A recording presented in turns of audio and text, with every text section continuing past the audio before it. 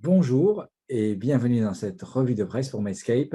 Je suis Walid Amara et j'ai l'énorme plaisir aujourd'hui de partager avec vous 4 articles que j'ai trouvés intéressants. Le premier article dont je voulais vous parler, c'est l'étude Discharge Trial, qui est une étude qui prend des patients qui ont un Anger stable et qui ont été randomisés avec une probabilité pré-test d'évaluation coronaire intermédiaire, et ils les ont randomisés entre une stratégie basée à base de scanner et une stratégie à base de coronarographie. Ce qui est intéressant, c'est que cette étude a randomisé ces patients-là entre ces deux stratégies, une à base de coronarographie, une à base de scanner, avec un critère primaire qui sont les événements cardiaques majeurs, c'est-à-dire les décès cardiovasculaires, les infarctus non fatals et les AVC avec une durée de suivi de 3,5 ans. Il y a eu 3500 patients qui ont été inclus dans l'étude.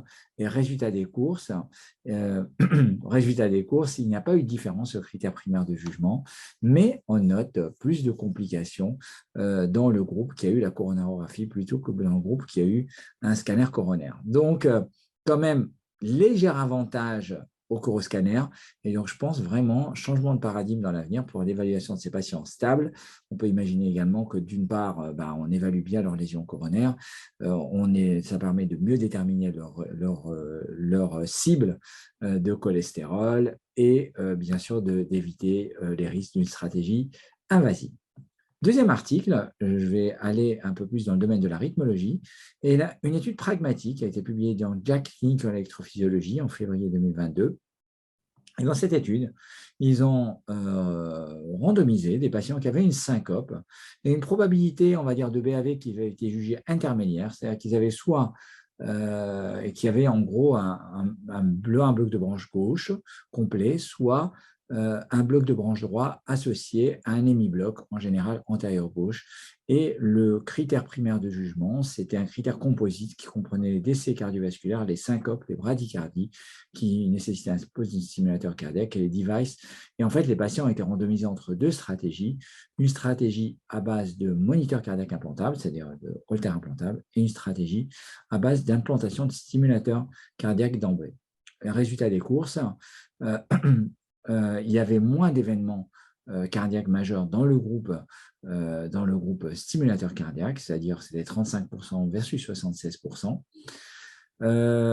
mais au prix qu'avait il restait comme il y a le nombre de patients qui présentent une récidive de syncope est similaire dans les deux groupes, c'est-à-dire quasiment 25 à 30% des patients représentaient des syncopes.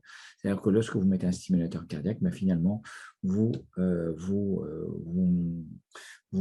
pouvez implanter peut-être des patients qui avaient par ailleurs une hypotension prostatique ou une syncope tout simplement vasodépressive.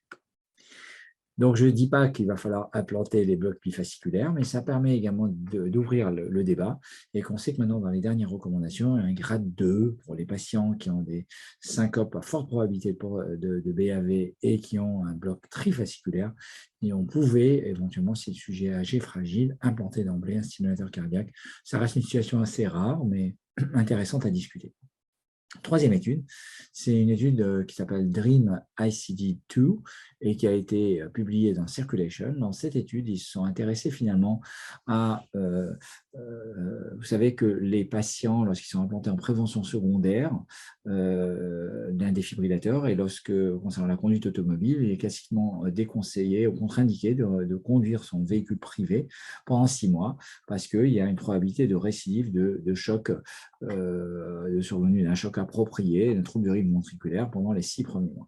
Dans cette étude, ils ont montré qu'en fait, sur une cohorte de 3 gros centres canadiens entre 2016 et 2020, donc finalement un gros nombre de patients, il y avait 720 patients, et ils ont montré que le taux de syncope était de 1,8% au cours des 90 premiers jours, c'est-à-dire les 3 premiers mois, puis ce taux baissait à 0,4% au-delà du 91e jour. C'est-à-dire qu'en gros, finalement, le taux d'événements de choc approprié était que de 1,8%, donc probablement plus faible que ce qui a été noté dans des séries plus anciennes. Et d'autre part, peut-être que ce délai d'interdiction de la conduite automobile en prévention secondaire pourrait être raccourci à finalement 3 mois au lieu de 6 mois.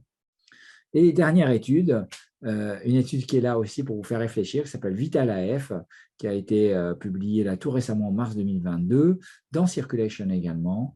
Et dans cette étude, ils sont intéressés au dépistage de l'AFA chez près de 30 000 patients, en utilisant ici en médecine générale, on randomisait les patients entre un suivi conventionnel et un dépistage de l'AFA avec un dispositif de type AliveCore.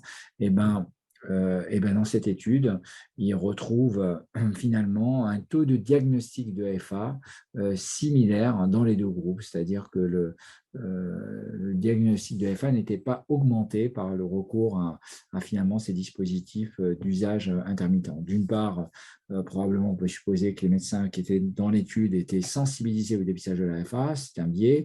D'autre part, vous savez que ces dispositifs permettent de faire un enregistrement de 30 secondes et ce n'est pas un dépistage de longue durée. Ça ne remet pas du tout en cause l'intérêt du dépistage dans certaines populations, comme dans le bilan d'AVC inexpliqué. Voilà, j'espère que cette revue de presse vous a intéressé. N'hésitez pas à mettre un commentaire et j'espère revenir vers vous dans un mois pour de nouveaux articles. À très bientôt. Bye bye.